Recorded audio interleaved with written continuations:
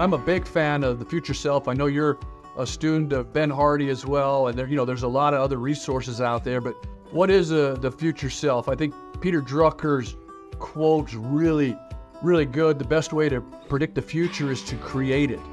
At the end of the day, it all comes down to what we think about is what we are. It's all about our thoughts and where we want to take our lives. So the future self, to me, is looking out 3 years, 5 years.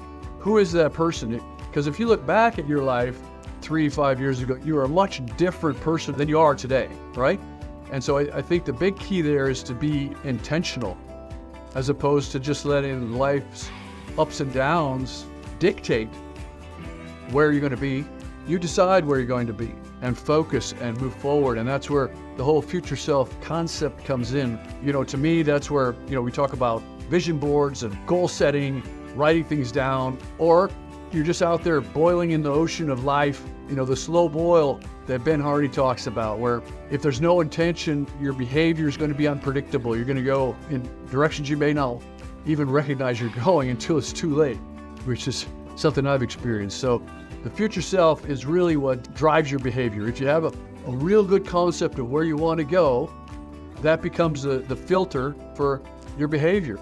Would your future self be eating this bag of chips if you're looking to be healthier? Would your future self be, watching this particular show or doing this on the internet?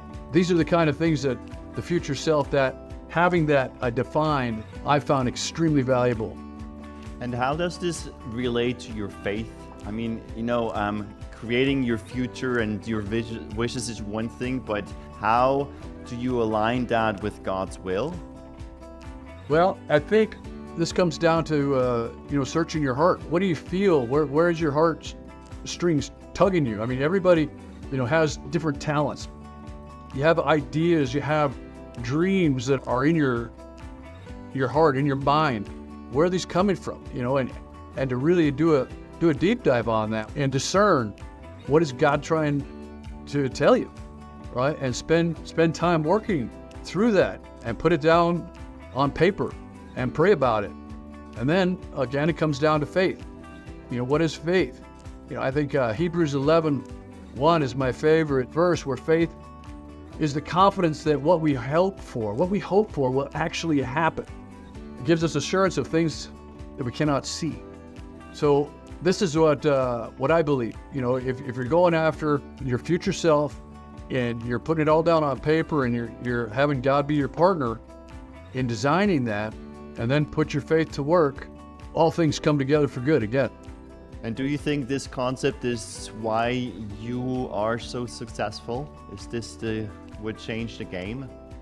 Yes, absolutely. All different verses in the Bible talk about this. Matthew 7:7, where, ask and it shall be given, seek and you shall find, knock and shall be opened to you. These are all indications that, hey, it's up to us to define where we're going and what we want. And Jesus says it over and over, that your faith be it unto you. I mean, these are facts of the Bible. They're promises in the Bible.